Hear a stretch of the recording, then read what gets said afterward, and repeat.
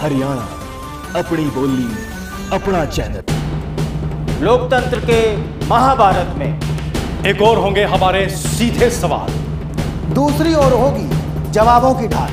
क्या तीखे सवालों से बच पाएंगे महारथी?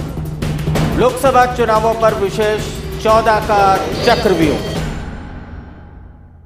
प्रचंड बोल मस्तकों के झुंड, आज जंग की घड़ी की तुम गुहार दो।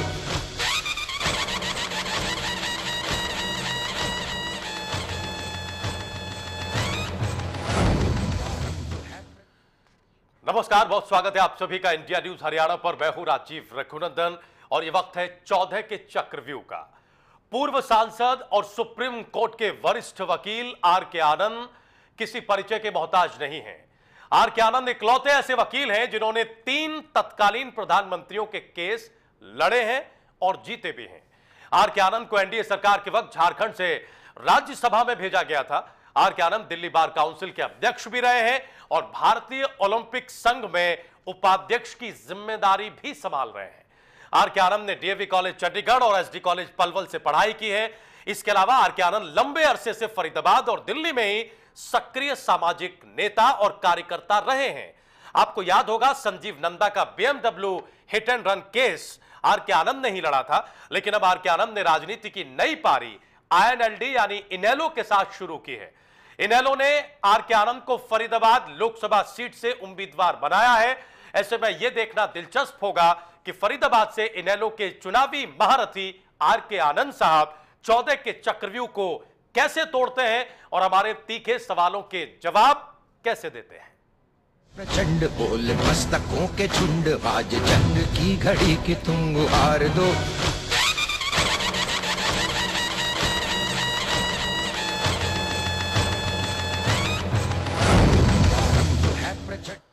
तो फरीदाबाद लोकसभा क्षेत्र से इनेलो की टिकट पर चुनाव लड़ रहे आर के आनंद साहब हमारे साथ खुद मौजूद है। आर के आनंद साहब, बहुत स्वागत इंडिया न्यूज हरियाणा पर हमारे खास कार्यक्रम 14 के चक्रव्यूह में, सवालों के चक्रव्यूह को भेदने के लिए।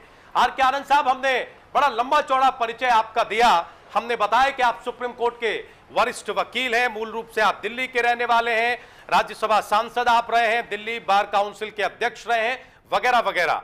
इस वक्त आप चुनावी रथ पर सवार हैं। इनेलो की टिकट पर आप फरीदाबाद में चुनाव लड़ रहे हैं। कैसी तैयारी सर चल रही है और कितना भरोसा है इस चुनावी चक्रव्यूह को भेदने का?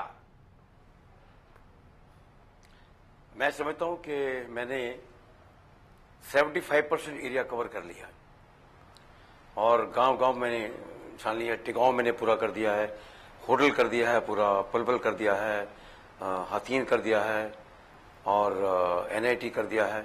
अब 2 असेंबली सेगमेंट बाकी हैं जी। लगता है कि वो भी 3-4 दिन में पूरी हो जाएगा, 3 दिन में। 75% आनंद जी आपने एरिया कवर किया है, तो कहीं ना कहीं हल्का सा अंदाजा तो होने लगा होगा आपको कि आप कहां खड़े हैं। बात यह कि जहां भी मैं गया हूं दुनिया बड़ी तंग है। अगर फरीदाबाद से निकलो तो सड़कों की समस्या, ट्रांसपोर्ट की समस्या, फ्लाईओवर की समस्या, टोल की समस्या, पानी की समस्या, बिजली की समस्या, मिट्टी की समस्या, वो तो आप सामने आ रही है। अगर मैं जाऊं टिगांव में तो पानी की समस्या, जमुना के पोल्यूशन की समस्या। अगर मैं चला जाऊं हाथीन में तो झूठे मुकदमे की समस्या। कितने झूठे मुकदमे हमारे रजिस्टर्ड हो रहे हैं, क्या आप अंदाजा नहीं लगा सकते। और आगे आ जाओ तो हर एक असेंबली सेगमेंट की अपनी अपनी दिक्कतें हैं, जिसको सॉल्व करना मैं समझता हूं कि 30 साल के राज में 15 साल भाजपा के, 15 साल कांग्रेस के, उन्होंने इस एरिया का सत्यानाश कर दिया। कोई एक पॉइंट उन्होंने नहीं उठाया संसद के अंदर जिसका कोई समस्या का समाधान होना चाहिए। आनंद जी, ये सारी समस्याएं जो आपने बताई, इन सारी समस्याओं के आपको भी मौका मिला।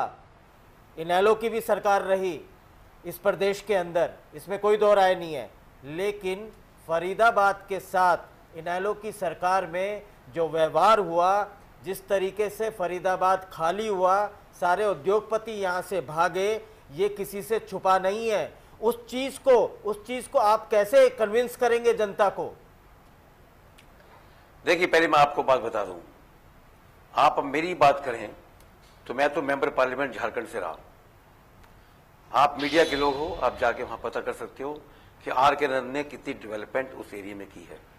अगर नेशनल सीन में झारखंड को नेशनल गेम्स में ऊपर लेके आया हूं, गेम्स में लेके आया हूं, तो एक ही होता है जब मैंने किया काम।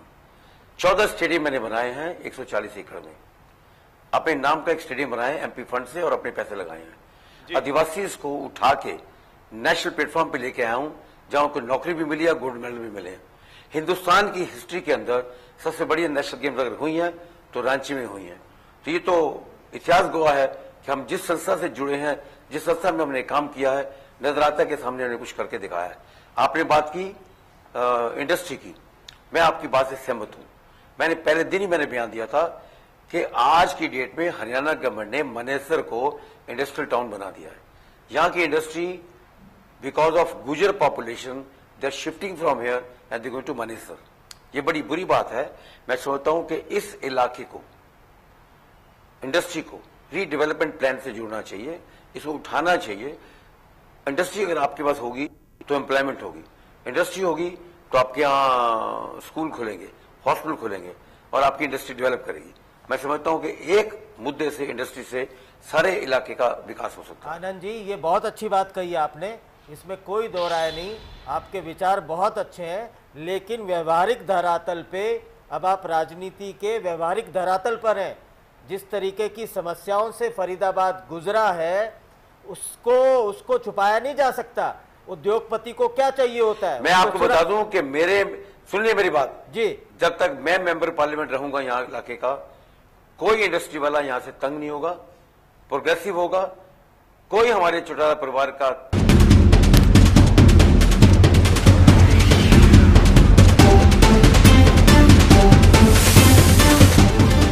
इंडिया न्यूज हरियाणा, अपनी बोली अपना चैनल।